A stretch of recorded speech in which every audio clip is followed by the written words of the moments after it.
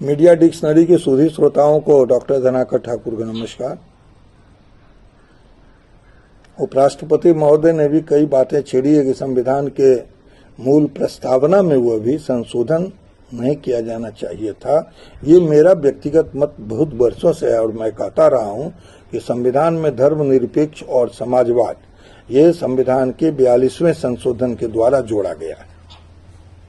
जो लोग आज कहते हैं कि कुछ लोग भाजपा वाले के बारे में कि ये तो संविधान बदलना चाहते हैं, भाई आपने क्या क्या नहीं किया इमरजेंसी के समय में 50 वर्ष पहले।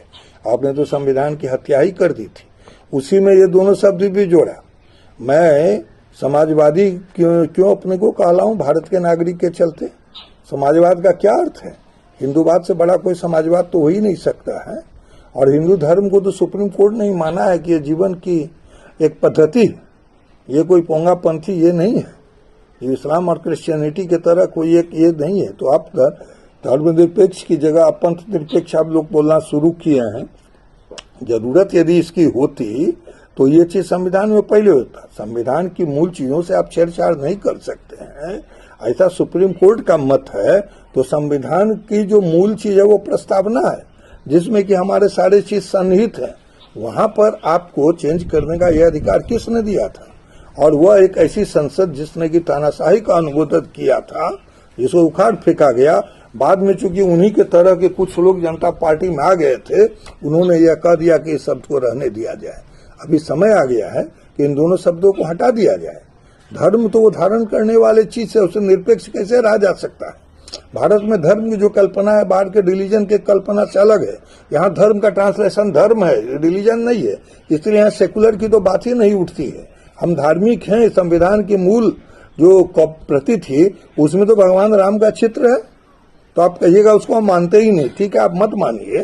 तो नहीं मानिएगा तो इस भाजपाओं वाले के बात क्यों बोलते हैं? ये संविधान बदल रहे हैं। जिस संविधान को BN राव ने बनाया अम्बेडकर की अध्यक्षता में, उस संविधान में तो राम का चित्र है। तो राम ही तो धर्म के नायक हैं। और रामराज की तो हमारी कल्पना तो गांधी जी की भी तो वही सोचते थे।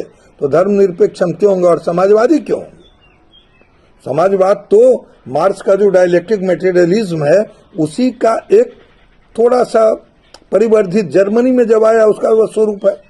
तो हमारे ऊपर मार्क्स का और एंजल्स का उसके जो चला हुआ जो स्वरूप है वो समाजवादी हम क्यों होंगे? और आप मुझे समाजवादी होने के लिए क्यों बात करिएगा?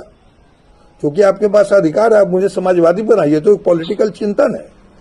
तो होकर मानववादी आप क्यों नहीं बनिएगा? कोई बोलेगा बीजेपी का आदमी हम एकात्म मानववादी हैं, तो आपको क्या समस्या हो जाएगी उससे? तो ये सब समस्याओं से दूर कर यहाँ पर सारे वाद के लोग रह सकते हैं। इसीलिए तो भारत के संविधान में संविधान निर्माताओं ने इस शब्द को नहीं दिया था। तो इन शब्दों को तो हटना ही चाहिए, इसमें कोई दो मत नहीं है। और यह काम जितना जल्दी यह सरकार करे उतना हमारे लिए अच्छा है। जो भी परिवर्तन किए गए थे इमरजेंसी के समय, उनमें अधिकांश परिवर्तन को हटा दिया गया है। अब ये एक ऐसा परिवर्तन है जो कि हम लोग के माथे पर, संविधान के माथे पर है ये कोई तिलक नहीं है। इन दोनों शब्दों को कल हटाया जाएगा, सो आज हटा दिया जाए। और यह कह करके हम संविधान सभा के प्रति अपनी सच्ची संवेदना व्यक्त करेंगे, सच्ची उनके प्रति, संविधान सभा के प्रति हम अपनी अभ्यर्थना को हम व्यक्त करेंगे। धन्यवाद।